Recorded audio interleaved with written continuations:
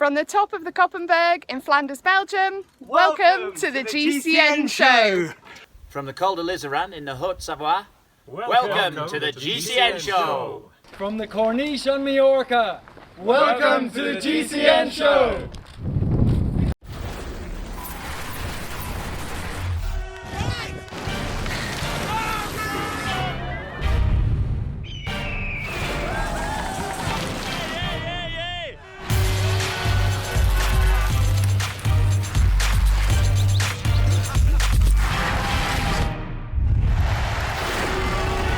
Welcome to the GCN show.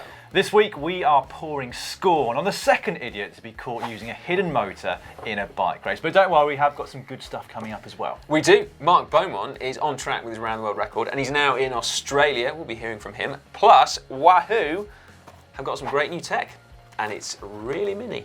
Yeah, and Si, you've actually got some explaining to do because following your fan video that went out last week, just look what you've made Mario Cipollini go and do. Good grief. Yeah. Well, he set the bar pretty high there, hasn't he? You wouldn't catch me going out looking like that. That's for sure. We're going to start this week's show with some frustrating and frankly ridiculous news. Now, the spectre of motorised doping has unfortunately reared its ugly head again for only the second time, but thankfully it hasn't come from within the pro peloton. On this particular occasion, the alleged offender is a 53-year-old amateur cyclist who was participating in a race near Brescia in Italy. Yeah, now we understand that the organisers received a tip-off and therefore deployed a thermal imaging camera. Then when this rider crossed the line, in third place incidentally, they requested to look at his bike with their thermal imaging camera. Now apparently at this point he admitted full guilt, but nevertheless they went through with the inspection, leaving the inspector to say that it looked like there'd been a fire. Quite incredible. Yeah. Yeah, that's some serious power it must have been putting out. Yeah. Now, this is only, as Matt said, the second incident of mechanical doping, or to give it its proper name, technological fraud. The first one was actually at the Cyclocross World Championships back in 2016 when a hidden motor was discovered inside the bike of Femke van den Driesch. You were there then, weren't you? We were Yeah, both there. we were in the beer tent, weren't we? Yeah. Yeah. After Didn't Nick spot broke. it. No, we didn't spot it. But the UCI did, obviously, with their special iPad. That's an iPad, yeah. iPad Obviously, mine. you all knew Like that. it. Yeah. Now she was given a 6-year ban, but in this case, actually, the picture is really, really complicated because actually, since admitting his guilt, he then allegedly has said he didn't do it after all. In fact, he then went back and said that he didn't admit his guilt in the first place. So yeah, complex. It is absolutely ridiculous, though. I really did think the Femke van der Driesch case would be the first and the last case. Now, I really personally think he should be banned for life. And also, another point, how the heck did he only come third? Yeah, that is a very good point. Yeah. After he was effectively riding a motorbike, you'd think that you could win that race. How can you finish third? An absolute Burke. To be fair, I think we'd probably make quite a good fist at not winning a race even with a motor. Probably right there, Dan. Well, I think we should quickly move on to something which is far more inspirational because Yeah. Mark Beaumont's around the world record attempt is continuing. He's now riding across his third continent, having travelled from China over to Australia on an aeroplane.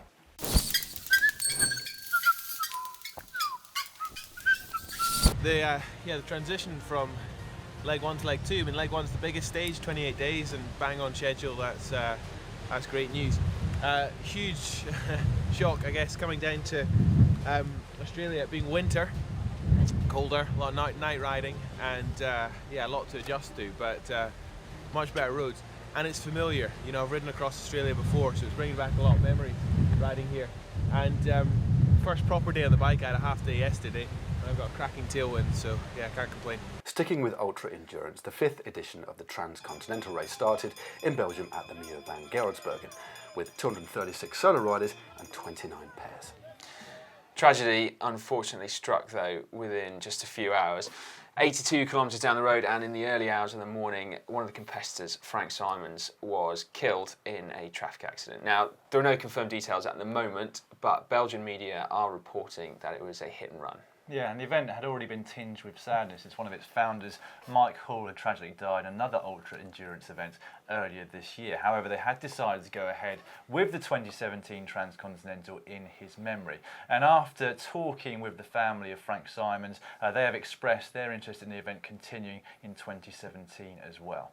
Now, a quick look at the Transcontinental Live Tracker on their website makes some very poignant viewing, because now all the rides are spread across huge swathes of Germany and Italy.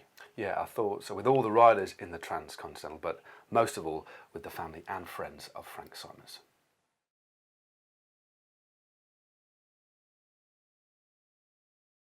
Tech of the week now, and we have got our hands on a brand new product from Wahoo. This is the Wahoo Element Mini, which is smaller, simpler, and crucially cheaper entry into the head unit market. Just $100, €90 or £80. Yeah. Now, as with other Wahoo devices, this is at its best when paired with your smartphone, and then you use the Wahoo Element app on there. Now that means that you can do things like customize the screen on here really simply, and also manage your ride data very, very easily. Because this head unit is so small, it doesn't actually have GPS built into here. So unlike the Bolt and also the larger Element, it actually uses your phone slightly differently in that it harnesses the GPS from here to therefore give you your GPS data when you ride. Now, without your phone, if you pair your Element Mini with a Wahoo speed sensor, you'll get distance and speed, and you can also use additional sensors, so heart rate monitor and also a cadence sensor as well. Very, very neat indeed. And just guess what this weighs in at, 31.2 grams. That's what I was going to say, you didn't give me a chance to Oh, guess. sorry mate, sorry about that. But yeah, well done. Well, some good news for lovers of Italian bikes and cars now, because Bianchi are teaming up with Ferrari. It means that the bike manufacturer will be involved in the production, development and distribution of Ferrari's luxury Scuderia range, which includes not just road bikes, but also mountain bikes, e-bikes, city bikes and also children's bikes as well. Neat. All sounds very cool and very exciting. I have one reservation though. What's that, mate? How are they going to combine traditional Ferrari red with traditional Bianchi Celeste? Surely you must have thought that beforehand. I think they probably thought of it. Do you know, my reservation, I just want to know whether Colnago knows that Ferrari's cheating on I them. did think that, yeah. They've got a much longer I'll tell history. you what though, they're going to know now. It's out in Good the point. open. Oh man, maybe we just. Oh, sorry, Ernesto. Right. Anyway, let's move on, shall we? Actually, to nothing, certainly not better. I've got a confession to make. I'm sorry, guys. So, during a long stage of Tour de France, I found myself back on Kickstarter. Si, I thought you'd kicked the habit a while ago. I know. I thought I had as well, but I just couldn't resist. And if I'm being completely honest with you, it wasn't as satisfying as it used to be. But I did find one thing. What was that? Was it a battery which charges through solar power at night? I like the idea of a solar charger that, when you sleep at night, just repowers the battery. That's a cracking idea, isn't it? Apparently, actually, those haven't been invented yet. We learned that in the comments section a couple of weeks back. No, it's not a nighttime solar charger. It's this, the Side Buddy multifunctional cargo trailer. Wow. Yeah, look at that. A sidecar that looks like a rocket. Oh yeah. I'm going to get one ordered. In fact, I'm having two. We might not need to. Apparently, that will take 120 kilos. So plenty of room in there for a couple of kids and the shopping. Or Dan Lloyd and a couple of crates of beer. Yeah. Yeah, Perfect. feel free to become addicted to Kickstarter again, Si. That's really cool. Yeah, well, there we go then. That's on there now, I think. It's results time now in Competition Corner. We have some winners for you, including, first of all, the exceedingly lucky person who has already chosen which of the 3 canyons they wanted to win. Was it an Ultimate? Was it an Air Road? Was it an Endurace? Dan, what was it? Well, there's going to be a lot of viewers on tenterhooks at the moment. Oh, Let's have yeah. a drum roll. The winner is Josef Nankivel of Great Britain. Wow, And congratulations. he has chosen a Canyon Ultimate CF SLX. The Ultimate, the all-rounder. It's The well ultimate done, prize, Joseph. really, isn't it? We've also So got did the that. results of the Scott Helmet unboxing as well. So, are you ready? Drum roll, please. 5 winners here. First up, Bob Kelly. Well done, Bob. Luke Dowding, also a winner. Maximilian Denga, you're a winner too. Marcos Alcazar is also there. And finally, Jan Willem Boricius. Well done to all of you. It's now time for cycling shorts. Big news now from Zwift. Now, the Zwift Academy, where women riders participate or compete on Zwift for a place on the Canyon SRAM team, well, that's now been going for 2 years. And in fact, registration is already underway for a place on the squad for 2018. But now Zwift have also teamed up with Team Dimension Data for Quebecer for a male academy as well. Yeah, this is really exciting news. If you're a budding under-23 racer and it's only open to under-23s, you will have the chance to compete and race with the team, the Continental Dimension Data team, in the 2018 season. Now, as with the Women's Zwift Academy, there will be an initial 6-week training phase, from which there will be 10 applicants that go on to the semi-finals, where you have another 2 weeks of grueling training and racing. And from there, they will pick 3 finalists who will head to South Africa for a training camp with Team Dimension Data, at which point the winner will be chosen. But even just getting to South Africa, it's a pretty good prize, isn't it? Yeah, it sounds awesome, doesn't it? Now, registration is currently open, so if you fancy it, get on it. Yeah. I tell you what, actually, I really like the fact that Zwift have partnered with Quebecer, which is a charity that gives bikes to people who need them in Africa. And Zwift has said that for every 10 people that complete that first training phase, they will give a bike to Quebecer, but with a minimum commitment of 500. That's really cool. Yeah, that's quite sizable, isn't it? That is really cool. Fair play. Now, from that bit of good news to some controversy last week here at GCN involving yourself, Si. Now, Simon, as you may have seen, or probably just not best look, unveiled his nipples and his rather strange chest wig in a strange way of emulating Mario Cipollini for riding in the heat. Now, it does appear that Super Mario himself actually watched that video, because just check out this post from the man himself. Whoa! Check out those overshoes. That's unbelievable. Yeah, I tell you what, even real? I don't know. I'm not going out looking like that. No way. Draw the line at shorts. No, you wouldn't be seen looking like that, would you? I don't think I would look like that. I'm not sure that is real. It looks more like Jon Gottlieb to me than a real person on a bike. Before I head out there on my next ride looking just like Mario Cipollini and taking his fashion advice, I thought we should get the advice of Head of Fashion here at GCN, Adam Blythe. All right, well, here is his message back to Dan. There isn't any fashion there, Dan. Well, That's fair a good point. point. Although he does look good naked for his age. And then he also goes on to say that the matching black overshoes and gloves look good, but he should have gone for gun-walled tyres. I hadn't even looked at the tyres. Not tyres at all. That is one of the most beautiful things I've ever seen. Now, there's been some fantastic debate under the How to Keep Cool in Hot Weather video, in particular about caps. Now, we said that wearing a cap in hot weather actually makes you hotter, but quite a few of you actually disagreed and said that they keep you cooler. Now, Dee Eldon, Snurker Germ, and Brian Schiff were amongst many of you who said that caps actually can help, firstly, with sunburn management, which I agree with. You said they also can actually help you keep you cooler. Not so sure about that. No, I can't. But the other one that I do kind of semi-agree with is that they help with sweat management as well, which I kind of do get. Now, or alternatively, you could just do this. Have a look at this photo from Close the Gap photo. It's basically what is called a capkini. That's That's a great. combination between a cap and a bikini. Oh yeah. Yeah. Anyway, sticking with the hot weather topic, I don't know if either of you noticed, but Ride London partnered up with Amstel Gold Beer to create what they called the Cold Tub Pub. I can't believe I didn't think about this myself, but it gave participants the opportunity to speed up their recovery process by heading to the venue straight after the event and sitting in an ice cold tub while sipping on an ice cold beer. How cool is that? It does price pretty cool. Very cool. That's Indeed. kind of the point, I suppose. Right, now it's the transfer rumour mill. First up, we've got news of Polish superstar Kasia Niewiadoma will be moving from WM3 cycling to the Canyon SRAM team. She'll certainly back up their climbing roster, won't she? Now, some confirmed moves in the men's World Tour, first of which is Matteo Trentin. He spent a few years now at Quick Step Floors. He's moving across to the Australian outfit Orica Scott. At the same time, they lose Jens Kuklera because he's moving across to Lotto Soudal. Now, they're both confirmed, but how about these for a couple of unconfirmed rumours? First of which, Alexander Kristoff, Katusha Alpecin. He's been linked with a move to UAE Team Emirates. And finally, for me, the most intriguing of all the rumours around at the moment is linking Sunweb's Warren Barguil to the new French Pro Continental setup, Vital Concept. Yeah, I heard that one. It doesn't feel like a forward step, does Not it? However necessarily. well organised they are, they're a new team, and they're a Pro Continental team. We shall see. Yeah, watch this space. Right then, from one man who scampered up French coals to another man that will be scampering up French coals. It's Johnny Bev, chocolate voice from GCN. Let's catch up, see how the Haute Route trainees go.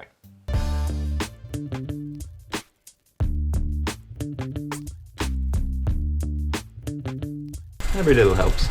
Well guys, you join me relaxing on the sofa after another hard old session on the turbo. As you can see, I'm up 3 watts on my FTP, up to a nice round 250, which I like. I'm quite a stickler for nice round numbers. I'm actually feeling pretty good ahead of the out route, as well as the FTP going up. My weight's actually dropped as well. I'm down 4 kilos since I started this whole thing back in February.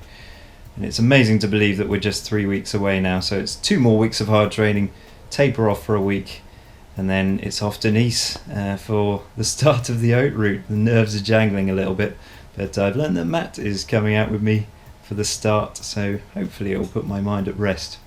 In the meantime, stay tuned to my Instagram, John_Bevan. I'll be updating you with more out route diaries ahead of the race, and of course plenty of content from the race itself. Until then, see you later.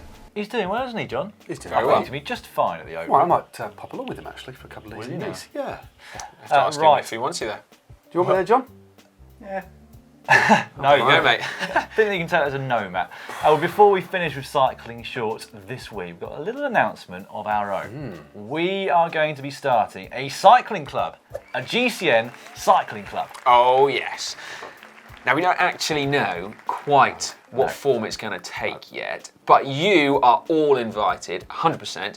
And what we'd like you to do is to register your interest on gcnclub.com, and there you can also tell us exactly what you would like to see in a GCN cycling club, so you can actually help shape the whole thing. How exciting is that? It's pretty exciting. I'm also slightly nervous as well, but in a good way. Yeah. What ideas are we going to get in? I don't know. Was that why you're nervous? Yeah. Oh, I see. You know, it's a blank canvas, isn't it? You might remember this photo from last week's GCN show. Now, we've been thinking, since that was taken, whether or not that may be the new secret diet for if you want to win the world's biggest one-day races. Because the man in that photo, Michał Kwiatkowski, just a week after it was taken, has just added the very prestigious Classica San Sebastian to his already pretty impressive list of one-day victories. Yeah, we jest, of course. That was presumably just a small blip in his otherwise near perfect. I don't know, mate. You might jest. Well, I'd love it if that was the perfect diet for the race. Cool, wouldn't it? Didn't work for me.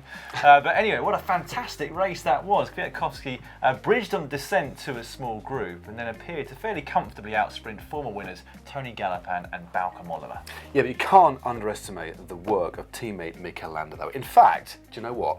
We're going to reward him this week's Pro Wattage. Get it for me quick. Bazooka! Forwards and backwards, bazooka! Thank you very much. Good job, Dan. Well done, mate. That was really good, That's actually. cracking work. Landa attacked on the climb, then he worked for Kwiatkowski, then he attacked with 1,500 metres to go, drawing the sting from the other riders in the group, and then he led Kwiatkowski out for victory. What a teammate. That is a lot of work to What a pack into the teammate. last 10Ks in a deserved. 230-something K race. Definitely. In addition to Landa, though, we've got to give a big shout out to Tom Dumoulin, who was 4th in that final sprint. He was the only rider in that 5-man group that hadn't just come off the back of the Tour de France. Yeah. In fact, he hadn't even raced for a month. Blimey. How great are Team Sunweb? Oh, They're like brilliant. a blueprint, really, for the way that a professional cycling team should be. Not only in the way that they develop riders and win races on the men's side, but also on the women's side as well. Because let's not forget, on the very same day as Classica San Sebastian, Corinne Rivera of Team Sunweb was over in the UK taking her 4th World Tour victory of the season at the Potential Ride London Classic. She fairly comfortably won the sprint at the end of that race and took home quite a bit of cash. That is the race with the biggest prize purse in all of the cycling sports. Yeah, they won best team, and Leo Koopman won the Hotspot Sprints competition. Yeah. as well. And let's Great not event. forget, there was parity in the prize purses between men's and women's races as well, which is also, well, as it should be, let's put it that way. Indeed. Well, and the following day, in the men's event, it was another bunch sprint, won on this occasion by Alexander Kristoff of Katusha Alpecin. Before we leave racing news, we've got to give another wattage bazooka shout out. yeah. This time, it's to Kyle Peterek, who won the 6 p.m. sprint at the Thursday Night Worlds at Seawood Park in Seattle. Check it out, wattage bazooka and a half. Thank you very much to Yi Feng for suggesting and nominating him. Remember, you can nominate anyone using the hashtag wattage bazooka. It's time now for Hack forward/bodge That was rubbish, wasn't of it? the week. It's a good That point, was actually. really bad. Last week, do you remember we discussed getting other people to do the introduction for us Yeah. for hack/bodge of the week because we're so bad at it. So if you'd like to do a video introducing this segment, please put it up on social media with the hashtag GCNHack. Right, on with the hacks and bodges. This first one comes in from Astrid Southern on Twitter. Pool noodles and car sponges work as padding for carbon frames. Hashtag GCNHack, in brackets, really a bodge. And I would be inclined to agree with what's in brackets because they don't even actually go round the tubes like pipe lagging does. Kind of next to them, aren't they? And because they're sort of cylindrical as well, they hardly offer any protection whatsoever. Impressive bubble wrapping though. Yeah. That's good. Yeah, get yourself some pipe lagging which is hollow and actually does go around I'd your also tube. take your costing. mid-derailleur off actually. Yeah. As well. That's the other thing. Now, Definitely do that. without a doubt. Now, next up with this is this from Michael Oberlander, the Obi-Wan. Great name though. This is over on Instagram. Spotted this one early in Seven Sisters, double parked on a red double lines. But more importantly, apart from the, potentially getting towed away, look at that. It's like a scoot, it's like a sprayed silver kind of, I don't know. Yeah, don't know much about it, do you really? No, not a chopper. It's like a chopper, isn't it? Isn't it? Like a with a skull on there. I mean, I that don't really think is that something else. steering is going to be particularly reactive. Well, Look I at those wonder whether forks, maybe though. they've been. Maybe that's bent. Maybe he's had a little crash on his chopper because that doesn't look like definitely it's going to go Well, he wants very another far. head-on crash, doesn't he? Built-in suspension. Yeah, good point right actually. there, Just isn't turn it? upside down, bend the other way. Right. Okay, this one.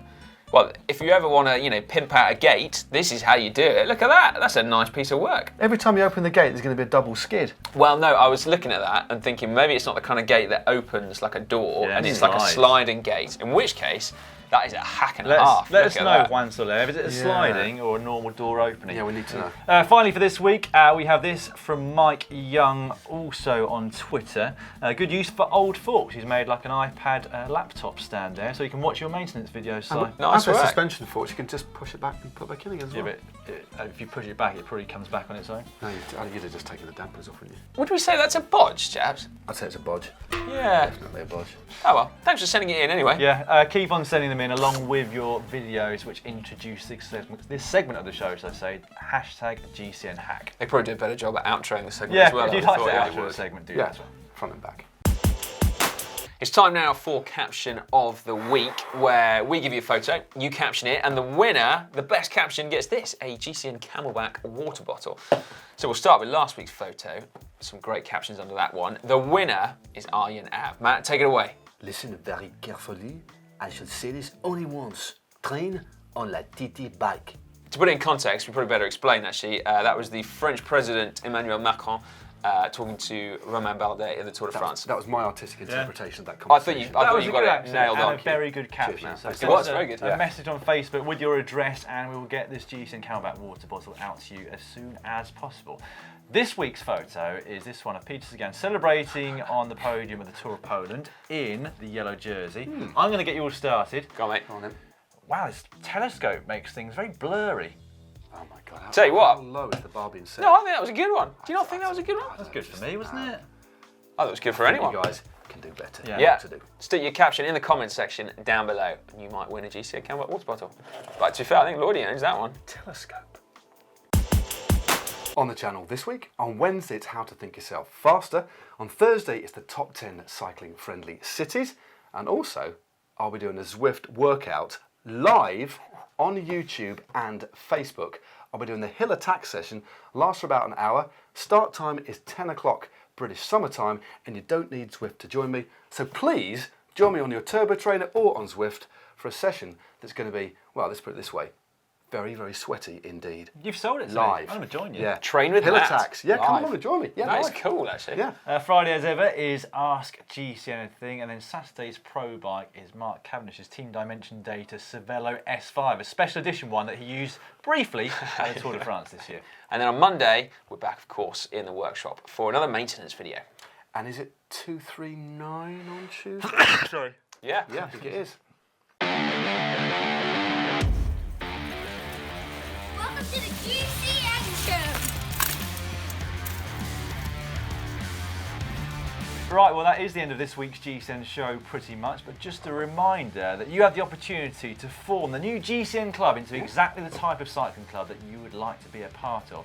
We'd love to hear your thoughts, and you can give us them by following the link which you can see on the screen right now. Also on the screen is a globe, click on that and you'll get subscribed to GCN for free. Yeah, if you want some more content right now though, if you click just down there, we've got my latest presenter bike, which is my Trek Crockett with SRAM 1 bike. That was my extreme epic gravel bike that I did at a mountain bike race on, frankly. Check that out. It's a pretty cool bike. It's a lovely bike. Or, for 6 reasons why we think you should get a power meter, controversial, but have a check of this, click just down